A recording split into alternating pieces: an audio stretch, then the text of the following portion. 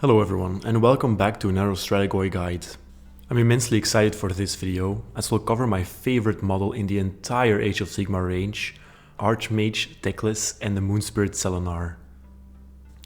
We really went all out for this guide, since Teclis is such a difficult piece to use. That's why we added an extra segment in the form of advanced tactics to this video. There was so much to cover that we even hit some minor tactics in the tips and tricks section. Hopefully this way we'll have covered mostly all that there is to say about Teclis. At least for now. But let's not get ahead of ourselves and start off with his Warscroll. Teclis is obviously not a combat monster, but he can still hold his own fairly well. His missile weapon is especially nice, as a lucky damage roll could potentially remove a small hero with one shot.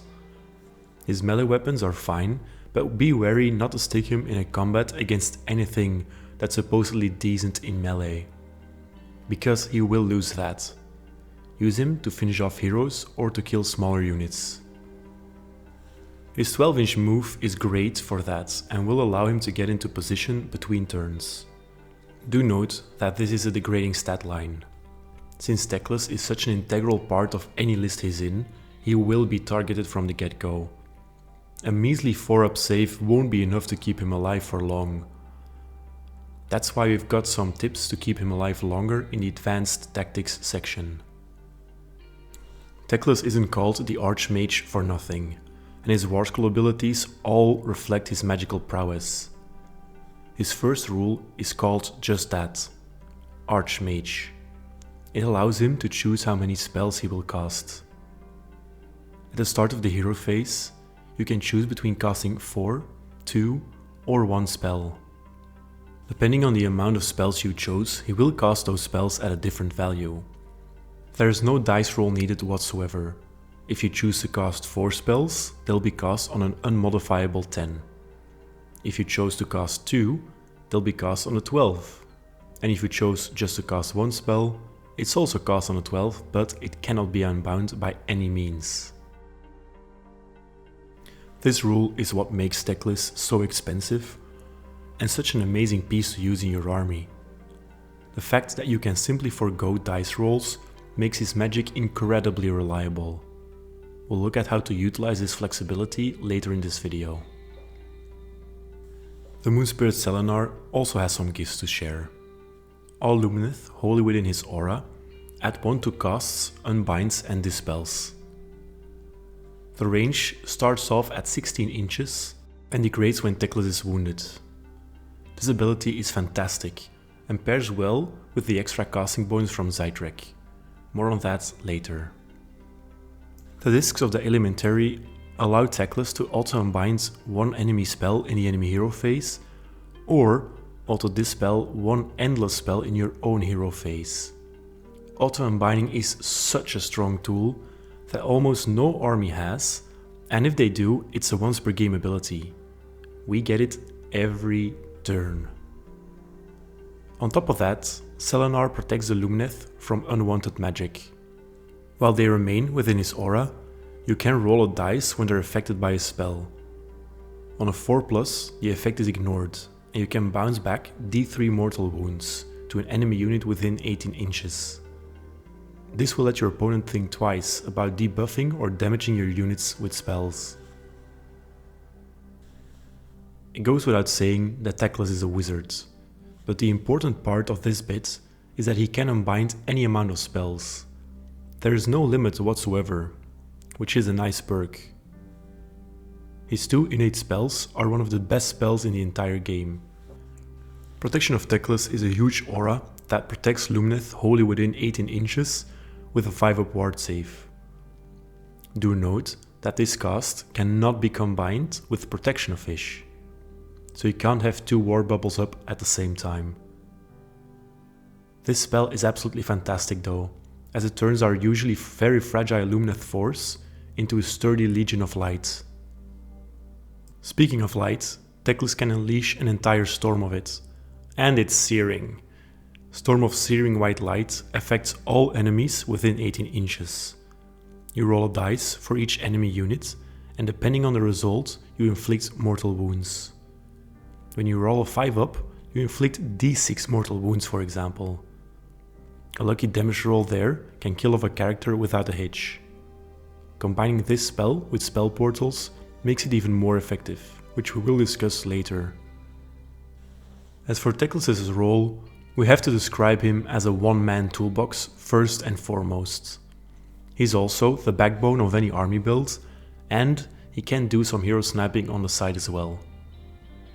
Teclis knows all spells from every Lumineth spell lore. If you add his own spells to that, and Mystic Shield and Arcane Bolt, he knows a total of 22 spells. We can expect this number to go up even further as more temples are added to our roster. Having this many spells at your disposal and being able to auto-cast 4 of them is why Teclis can be worth his weight in gold. You will have an answer for everything if you know your spells. Even the more difficult to cast spells like Transporting Vortex are easy work for Teclis. This makes him flexible and mobile, as he can fly, move 12 inches and teleport around the board. Having this many spells can easily overwhelm a player though, so we'll look at which spells take priority in our advanced tactics section. Due to that immense magical power, he's quite pricey though. Teclis teeters on the edge of being overcasted and undercasted at the same time, which I love for god models of his stature. Since he's quite fragile, it's easy to lose him early on. Losing a third of a 2k army in the first battle round is almost a death sentence in itself for us. On the flip side, if you manage to keep him alive past round 2, he'll almost certainly be sticking around for the rest of the game, which is usually enough to win you the game by turn 4 or 5. That's why he'll be the backbone whenever you include him in your lists. He simply has to be. His Auto-Unbind and 5+ ward spell also transform our fragile elven force into a resilient wave of wavy robes and golden trimmings. Lastly, he's also pretty good at killing small heroes. He has so many debuffs and damaging spells at his disposal that you can simply select the best way to kill your opponent's characters. Thanks to spell portals, he's even a threat from very far away, and his storm of searing white light can kill characters off with ease, especially when it's backed up with some sentinel shots. Let's move on to some basic tactics. We will focus on the nations first, then his Archmage ability, and then we go over deploying him. All other info will be shared in the advanced tactics section or in the tips and tricks segment. Let's start off with nations. Before we go ahead and rate each of our great nations, I'd like to point out that any nation would be lucky to have Teclis in its lists. He adds so much versatility to a Lumineth force that there's hardly any build that would not benefit from him being there. If we look at which nations benefit him though, it's quite a different picture. Eumetrica doesn't add anything, though Syar is a stellar choice for him.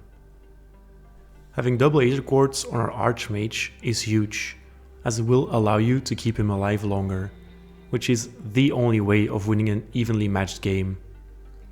Iliatha serves no purpose, but Zytrek is pretty good. He synergizes well with the obligatory artifact from that nation. The Bearer's ward save is improved from a 6-up to a 4-up when he is in the army. That might seem like it doesn't affect Teclis himself, but it kinda does, as you won't be forced to put as much effort into keeping another character alive. A 4+ wards on a Lord Regent, for example, makes them very tanky. In the same vein, the added bonuses to cast take some of the weight off of Teclis' shoulders. When all your units have +2 to their own casting, you can leave some of the less important spells up to your infantry and small heroes, while Teclis only deals with key spells. I don't really like Alumnia for Teclis, but it does allow you to get some easier screens in position, though you shouldn't necessarily need that when you've deployed him well. Helm's pretty good, as his Unleash Hell in that nation is quite brutal, and moving out of combat is something you will want to do on occasion. When you're playing Teclis, the most important part is probably knowing when to cast 4, 2 or just 1 spell. Obviously, it's very hard to prepare you for every possible scenario, but we're confident our guidelines cover most of your bases. Basically, you'll almost always cast 4 spells, especially when your opponent has little to no decent unbinds. In a situation where you don't need a particular spell or when you have no game plan, choosing to cast 4 spells is the safest option, as it allows you the most flexibility throughout your hero phase. Only casting 2 spells is something you'll only do when you're facing off against an opponent with strong unbind bonuses, or when you really need 1 or 2 spells to go off. Obviously, only choose this if you can survive the turn with 2 casts or less. If you need more to win the game, take your chances with 4 spells. Choosing to cast only 1 spell is for those rare situations where it's make or break. If you need that 1 spell to go off, and your chance of winning depends on it, choose to cast just 1 spell, as it cannot be unbound. It's also pretty good against opponents that would otherwise auto-unbind your key spell or benefit from you casting a lot of spells. If your opponent is adding 3 or more to his unbind rolls, like Nagash, you might also be better off with casting just 1 spell. If you want to use your spells well though, it's important to deploy Teclis where it needs to be. This greatly depends on whether you're taking first turn or not. If you've got a 1-drop and you'll be choosing whether to go first or second, I'd advise going first with Teclis in almost any game. In that case, deploy him in front, so that you maximize the range of his spells. Aim to keep priority targets like enemy heroes within 18 inches or 36 inches if you got spell portals. Also leave room enough for him and his troops to move around in the movement phase, so you can still screen him without too much of a hassle. If you're not sure whether you're going first or not, it's wise to deploy him more conservatively. Screen him against alpha strikes from Iron Jaws or Ogres, and try to deploy him outside of the shooting range. Certain armies will still be able to get to you with teleports, but there's ways around that, which we will discuss in the advanced tactics section. When you deploy him and you're expecting a turn 1 charge from your opponent, do keep his Unleash Hell range in mind, as it reliably hurts anything charging him or units within 6 inches. For a model as complicated as Teclis, we need an entire extra segment with even more in-depth strategies. One of the most difficult things you'll face when playing Teclis yourself is deciding which spells he'll be casting. When you make that decision, it's important to decide on all your spells before you cast any of them. Think of which spells are more important than others, and use your casting order to draw out your opponent's unbinds. We'll talk more about the casting order in the tips and tricks section. When in doubt, always add Protection of Teclis to your casting pool. It is such a game-changing spell that I would dare say that it's the most important spell he'll ever cast. Still leaves you with room for more though. Mystic Shield and Storm of Searing White Light are obviously strong picks as well. But if you're browsing through your spell lores, there are some standouts to think of. For the lore of Hysh, those standouts are Lambent Light, Total Eclipse and Speed of Hysh. These spells might already be cast by different units of course, but if you need them, use Teclis, as he doesn't need to roll dice. Lambent Light is useful when you've got strong ranged attacks in your army. Combine it with spell portals and 30 sentinels to take out one of your opponent's best units in 1 turn. Total Eclipse is something I'd advise keeping up throughout the game, unless you desperately need your cast for something else. It's a good all-rounder spell that slows down your opponent's game plan. Speed-O-Fish is amazing in a game that's won by capturing objectives and thus moving. Consider whether transporting Vortex isn't a better option though, as teleporting entire units gives you some extra flexibility over simply doubling their move characteristic. The Lore of Winds also has some potent magic in store for us. Howling Gale is really strong, and it's easily overlooked. The target enemy unit cannot issue nor receive commands.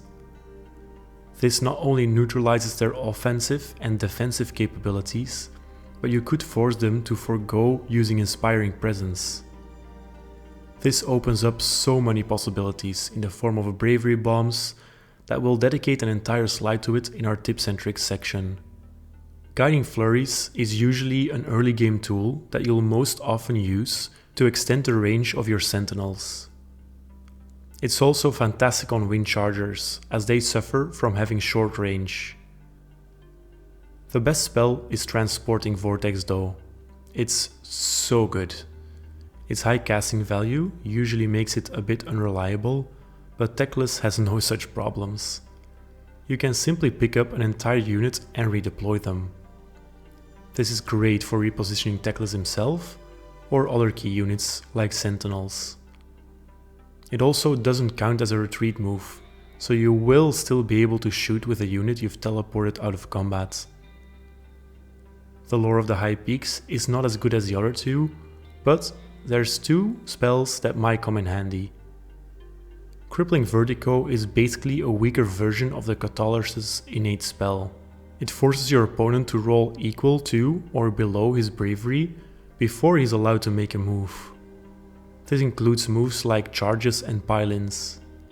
Add this on top of the Cathalar's spell and your opponent will almost certainly not be able to use one of his key units. Voice of the Mountains will help you out in getting the most of Crippling Vertigo, but is also a great addition to a Bravery Bomb tactic. It lowers the enemy bravery by 2 during your turn and by 1 during theirs. Fantastic against low bravery armies, and it synergizes well with many of our other spells and abilities. This is all well and good of course, but it counts for nothing if Teclis is dead. Since he'll be a priority target whenever he touches down on the table, we thought it was important to point out all the ways you can keep him alive longer. The first and best way is to improve his save. Things like double Aether Quartz from Syar really help out in this case. When Teclis is threatened, it's wise to keep Mystic Shield up on him. If you're playing against a decent ranged threat, you might want to keep up Mystic Shield starting from turn 1. Having the backup 5+ ward save adds the extra survivability that you'll need against high rend attacks or mortal wounds. If you've managed to get through your saves, there's luckily plenty of ways to heal him. There's of course Heroic Recovery, but you could also heal him D3 wounds from Calming Zephyr from the Wind lore. Finally, Emerald Life Swarm is a bit of a must-have in a Teclian build, and his own survival is one of the main reasons for that. When a third of your points is flying around on a Moon Spirit though, you'll want to position him perfectly every time. You need to keep him outside of missile range. Ask your opponent at the start of the game what units shoot, what their damage output is, and how far they shoot. You might even want to write this down, since you'll always be measuring this every time you move him. When you do move him, don't forget to bubble wrap him with wardens or other screens, so that he can't be charged, and keep teleport in mind when there's no simpler escapes available. That's not all though. Your first mission is to keep him alive, that's true, but he still needs to be placed where he adds value to your force. That's what we'll look at in more detail in the following slides. When you include Teclis in your list, you need to also include several screens. He has a gigantic base, so just one unit of wardens won't cut it as a screen. Bring several, and even use things like Dawn Riders or Wind Charges to zone out your enemy. When you move him around, keep an 18-inch ruler close at hand, as that's the bubble you want your entire force to reside in. The last thing you want is for one of your strong units to just be outside of the 18-inch range. You'll also want to measure the range to ranged threats. Keep in mind that armies like Stormcast can easily teleport a ranged unit close to you. That's why we advise not to measure to where the ranged unit is, but rather measure to the places that that unit could be after they've moved or teleported. For example, a unit of Judicators has a range of 24 inches on their bows. When they are teleported, they need to stay outside of 9 inches from all Lumineth units. So, form a screen around Teclis that's at least 15 inches away. Your opponent can never reach you with 24-inch weapons when you screen him like that, even if they teleport. The last measuring you want to do before declaring your movement over is a 12-inch line towards a unit that you might want to teleport yourself. That unit needs to be wholly within 12 inches. So if you expect to need a teleport next hero phase, make sure that that unit is already within range before you move on to your shooting phase. When we put all this together, you might feel a little overwhelmed, but I promise you it will get much easier over time. 18 inches is a key distance, both for defensive as offensive spells and abilities. As long as you keep that distance in mind, you'll be fine most of the time. Our last segment is dedicated to 2 tips and 1 cheeky trick. The first tip is about casting order and psyching out your opponent. Before casting, you'll want to decide what spells you need and in what order you want to cast them. Don't always start off with your most important one. Consider what unbinds your opponent has. Tempt him with strong spells so that he has no unbinds left by the time you get to your most important spells. Or vice versa, if he has one good unbind and you know he's saving it for one specific spell, just throw it out there and you can cast more freely afterwards. Lastly, if your plans stand or fall with a specific spell cast, attempt that one first. If your opponent ends up unbinding it, you can at least prepare yourself with the spells you've got left. The Bravery Bomb is a trick we referred to several times in this video. It includes a combination of spells and abilities that can be added to more than we show here. Start off with casting Howling Gale. This way, your opponent can't use Inspiring Presence on that unit. Then, cast Voice of the Mountains to further affect their bravery. Stack on even more modifiers with several Cathalar abilities like the Emotional Transference ability. You might scare off an entire unit this way. And potentially lose some friends, but hey, worth it, right? Let's end on a monstrous note, as Teclis is the only monster we have beside the 2 cow flavors. Since he'll be targeted from the get-go, you might want to choose monster-related battle tactics early on, so you won't lose those options once Teclis is killed. Also remember that he has monstrous actions, even though you might not want to put him into combat all that much. Being able to roar a unit makes a huge difference though, so just keep that in mind as one of the many options you have. And with that, we've finally reached the end of this video. It was quite a ride and we hope you've stayed with us up until this point. If you did, we'll assume you found this guide useful and enjoyed the work we put into it. Please do feel free to leave a like or even share and subscribe. Let us know in the comments what guides you want to see next, or what strategies you find most useful in today's video. We read all your comments and try to respond to every single one of them in one shape or form. So, see you there or in the next video. Cheers.